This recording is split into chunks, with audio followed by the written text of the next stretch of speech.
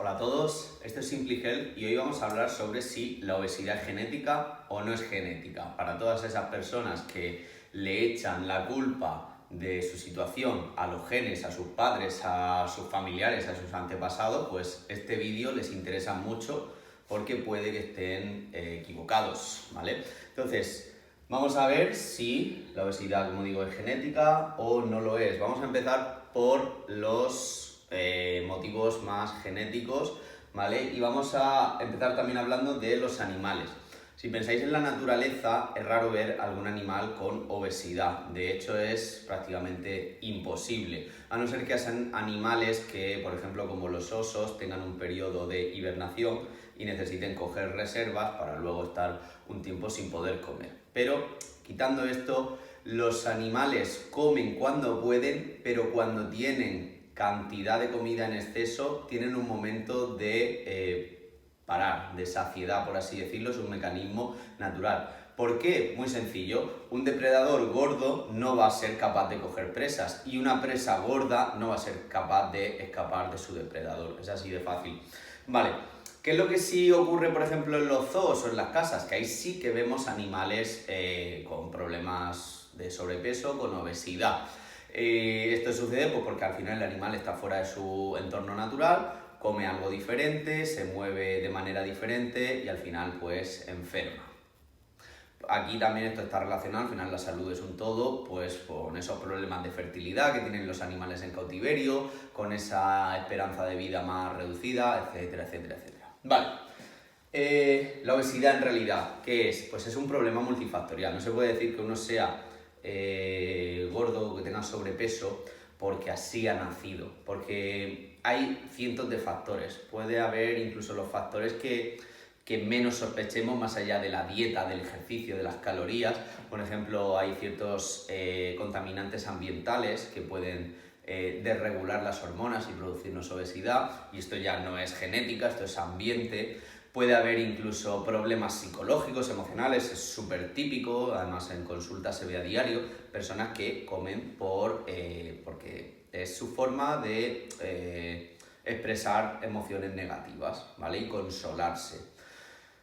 Y volvemos a lo mismo, tampoco esto es genético, esto es ambiental. Vale.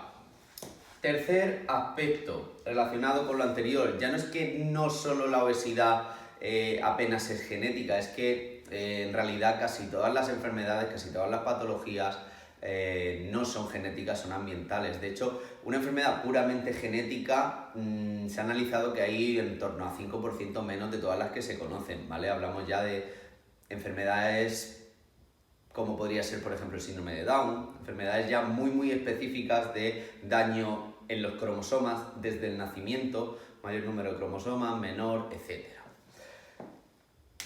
Vámonos a la antropología. El ejemplo de los indios Pima. Son una tribu ancestral que vive en la frontera entre México y Estados Unidos. Sigue habiendo una población de indios Pima y, si no me equivoco, están en la frontera en el estado de Arizona. Entonces, ¿qué pasa? Que hay algunos indios Pima que viven en Estados Unidos y otros poquitos que viven en México. Hace ya décadas se estudió a esta población y se vio que los indios Pima de Estados Unidos llevaban un estilo de vida muy occidentalizado y tenían unas tasas de obesidad enormes. Además, el problema que tienen algunas razas o algunas tribus es que si de normal no han tenido una dieta muy rica en cereales y legumbres, cuando entran en el mundo occidental, en el estilo de vida occidental, tienen cierta resistencia a la insulina. Por lo tanto, cuando empiezan a comer bollería, masas, etc., pues es increíble la cantidad de tasas de obesidad que se pueden alcanzar. ¿Qué pasaba por contra con los indios Pima que vivían en México y que siguen viviendo? Pues que tenían unas tasas de obesidad súper reducidas, a pesar de que México es un país que ya se ha abierto también desde hace mucho tiempo al estilo de vida occidental, pero ellos en México conseguían mantener un poquito más su estilo de vida ancestral. Y entonces, pues, el contraste era enorme y además la muestra era muy buena para estudiar porque al final era una población con un genoma muy similar, una genética muy similar, y es pues quizá el clavo en el ataúd de los que piensan que la obesidad es genética.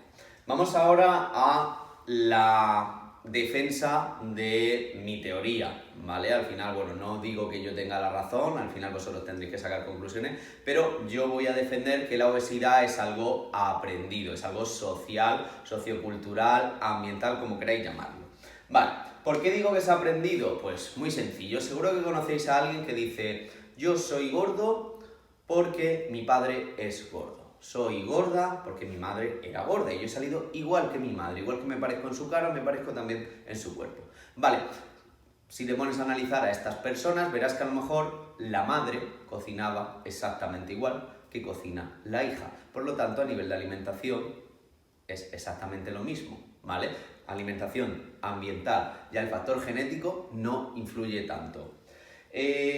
¿Cuántos conocemos a niños con sobrepeso y vemos a sus padres y tienen también sobrepeso? Y si podemos indagar un poquito más en su vida o conocerlos mejor, vamos a su casa y vemos que se come muy mal. Entonces, ¿tienen esos padres obesidad porque ya sus propios padres se la dieron en los genes o es porque llevan ese estilo de vida? A su vez, ¿esos padres están transmitiendo en sus genes la obesidad a sus hijos desde que nacieron? ¿O los niños a lo mejor nacieron delgados y desde el primer momento empezaron a comer muy mal? Vale, en cuanto a alimentación, que quizás sea el factor más importante de esa multifactorialidad, pero hay otros, vamos a entender un poquito cómo afectan los alimentos, aunque hay ya muchos vídeos sobre el tema, vamos a dar una pincelada que viene bien recordar. Tenemos como los dos extremos, la comida real, la comida natural, los alimentos sanos y tenemos los ultraprocesados. Está demostrado en estudios que cuando yo como alimentos naturales, mi organismo los acepta y pone en juego los mecanismos de saciedad naturales. Es decir, te comes un chuletón de medio kilo y no te vuelve a entrar hambre en 12 horas. Perfectamente, te lo puedes desayunar y hasta la cena no vuelves a comer sin ningún problema. Sin embargo, te tomas las mismas calorías en forma de donuts y probablemente en una hora te vuelva a entrar un apetito atroz. Esta es la diferencia. ¿Por qué? Porque los ultraprocesados ya no es que no sacien, es que incluso potencian que comas más. Esto se ha visto en estudios muy curiosos, que son los estudios de saciedad, en los que se analiza qué alimentos son más saciantes que otros. Esos estudios se hacen cogiendo a la gente, se los lleva a un laboratorio donde comen el alimento que se estudia, por ejemplo patata, y luego se les da una oferta, una especie de buffet libre donde hay de todo y pueden comer lo que quieran después de haber comido esa patata que se está estudiando. Entonces, si tú comes patata y luego en el buffet libre se ve que no has comido mucho y has tenido libertad, pero por contra, te has comido un croissant y luego en el buffet libre te has hinchado a todo, pues se estudia que la patata tiene más saciedad que los croissants. Y se han analizado prácticamente todos los alimentos que existen, se han ordenado y se ha llegado a ver pues, que incluso alimentos como la bollería, las masas, los ultraprocesados en general, tienen saciedad negativa. ¿Qué quiere decir? Pues lo que he dicho antes, que te hacen comer más, ¿vale? Puede que en el momento te pegues un atracón y te sientas bien, saciado, pero al rato, en media hora, en una hora, cuando eso se digiere, cuando se produce el bajón de azúcar, vuelves a tener muchísima hambre. Vale, y a esto hay que añadirle el entorno obesogénico, multifactorial, la dieta quizá lo más importante, pero vivimos en una sociedad también con altas tasas de sedentarismo, ¿vale? Entonces, si nos ponemos a pensar ahora mismo en personas delgadas versus personas con sobrepeso, seguramente también veamos que su estilo de vida en cuanto a deporte, en cuanto a movimiento, sea bastante diferente. Por lo tanto, al final, yo no digo que no exista ningún factor genético. Puede haber, por supuesto, y lo hay, ciertos condicionantes a nivel de tus genes que hacen que, por ejemplo, tu metabolismo de base sea más lento o más rápido, porque tu hormona tiroidea esté mejor o peor, porque tengas más o menos testosterona.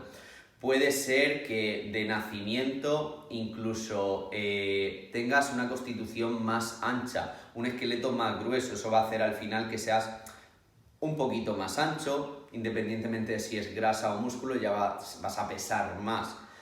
Eso indudablemente va en los genes, pero al final el 99% de lo que define que una persona tenga una patología metabólica como es la obesidad, va a ser los hábitos, lo que hagamos, ¿vale? Así que reflexionarlo si queréis, darle una vuelta. Hasta aquí el vídeo de hoy, espero que os haya gustado.